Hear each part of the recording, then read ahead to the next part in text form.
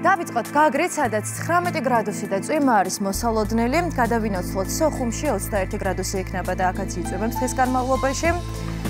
ზუგდიდშიც წვიმს და ასევე 21 გრადუსია ნავარაუდები.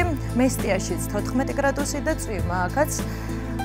რაც შეეხება ფოთს, აქაც წვიმიანი იქნება ამინდი და კვლავ 21 გრადუსი, ბათუმშიც ასევე 21 გრადუსამდე დათბება ჰაერის ტემპერატურა და წვიმიანი ამინდი იქნება.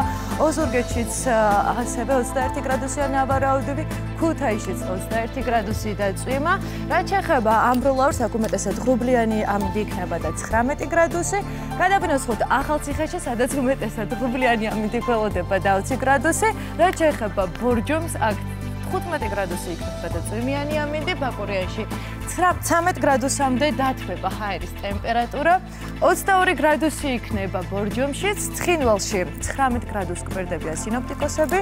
უმეტესად ღრუბლიანი იქნება ამინდი. სტეფანწმინდაში და 12 გრადუსამდე დათბება ჰაერის ტემპერატურა. გუდაუთში 10 გრადუსია ნავარაუდები. თელავში 22 გრადუსი, თუმცა წვიმს. რაც შეეხება რუსთავს, უმეტესად მზიანი ამინდი და 27 გრადუსი გველოდება და ჩვენს დედაქალაქში თბილისში კი 25 გრადუსამდე დათბება ჰაერის ტემპერატურა. მიუხედავად იმისა, რომ დასავლეთ საქართველოში უფრო მეტად წვიმს, დედაქალაქში მზე გამოანათებს და უკვე მზის სხივებსაც ვხედავთ, როგორ შეფაკლულა ჩვენი დედაქალაქი. დილის 5 საათზე უკვე იგრძნობოდა, რომ დღეს თბილისში სითბო გველოდა, ამიტომ საკმაოდ თბილოდა.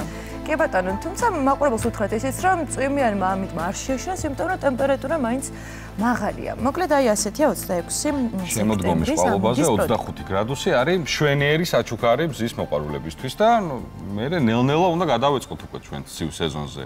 მოგვიწევს გვინდა თუ არ გვინდა.